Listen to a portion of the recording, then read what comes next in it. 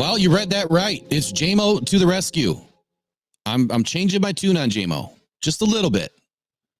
I have a feeling that Jameson Williams is going to be a very critical part to this offense moving forward. We've seen what he can do. We've seen how electric he can be. But the reason why I'm starting to believe in Jameson Williams is because of what he's done. Not what Jared's done, and not what anybody else has done on this team. When you see Jameson Williams now celebrating with his teammates, taking a moment out, and doing the right thing by being part of this team during some of the most electric plays that we've seen from this Detroit Lions offense in a long time, being in the spots that he needs to be, making the critical blocks down the field. And the most important part of it, when you look at his face after the game or during the game, this kid is excited again. He's building confidence, and that confidence is all he needed to get to a good place. Look, JMO joined this no fun league right in the beginning. That's what it was to him.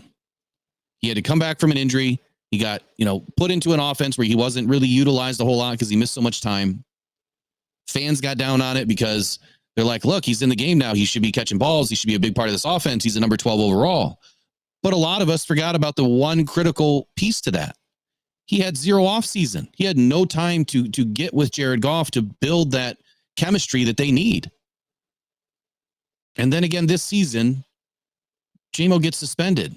And so again, he missed another critical component to growing as a player, which was getting in the preseason games for the second season in a row. So JMO's had a really rough go at this.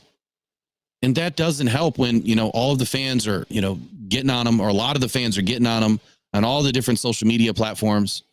A lot of writers were getting on him. A lot of YouTubers were getting on him. So he was getting it from all angles. It's hard to develop confidence in yourself when you keep hearing the noise. But I think what I'm finally noticing about JMO is he's tuning that noise out. He's putting the work in, and we're starting to see what he can be to this offense, which is electric, which is a touchdown whenever the ball enters his hands. Let's take a look at a few stats, and I guess we'll see kind of what I'm talking about here. The beginning of the season, when he came back in week 5 for his first game, he immediately got 3 targets in the game. He caught 2 of the balls, but he only had 2 yards. It was a bad game. It was a bad game for him. The next game against Tampa Bay, again, he got 3 targets. Shouldn't be expecting more than that. I mean, he's just now getting back to this offense. But that game, he produced a 45-yard touchdown. 1 critical play, 1 critical catch. The next game was bad for everybody against the Ravens. 0 for 6, had some drops, bad day. But then against Monday, or on Monday night versus the Raiders, he goes back to work. He gets targeted a few times. He makes a couple more catches. And then against the Chargers, what was a shootout? Jared Goff stuck to what he knew. The offense continued to thrive. He makes an incredible block, right? Montgomery goes for 75 yards and the touchdown. But then it's against Chicago when the game is almost out of control. They call upon JMO for a touchdown. Then we go to the next game versus Green Bay. We're getting our butts kicked all day, but he showed up again. 3 targets, 2 catches, 51 yards, along at 38. Again, seeing the type of energy that he brings to the table. I mean, the game before that against Chicago, he had a long of 32. But it was this last game against the Saints where he catches the opening pass that Jared threw for a first down. We don't see him again until later on in the game, but he takes a double reverse end around. He goes the distance, takes off like Superman, which he knows he's not supposed to do per Randall L. But he was excited. He's got to tame that excitement a little bit to make sure that he's healthy. But again, the things that I'm noticing about JMO is that he's laying brick by brick of his confidence every single week. You see his face after the game, and he's just excited. He's elated. He's got that charisma back. You see him celebrating now with his teammates on the field, as where before he may have run the other way or celebrated by himself. That's what we needed to see from JMO. And now we're seeing it.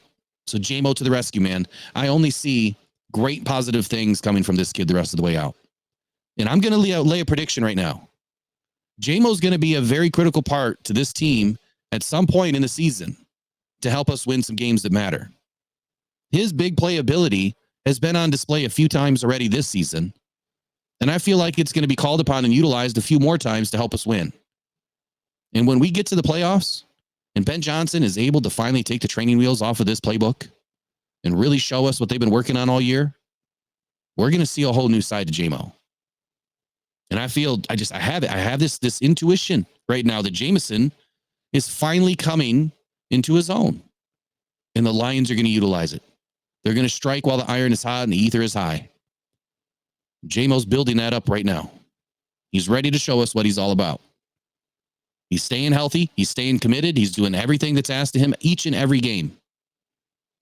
He's laying critical block every single game for this run game to work. And even in the passing game to free up some of these receivers to get extra yards. Being a role player is what Jameson Williams needed to be before he could be the player that he wants to be. So sky's the limit for this kid. I feel like it's going to be JMO to the rescue here. Out of the last 5 games, the Lions are going to be calling his number quite a bit.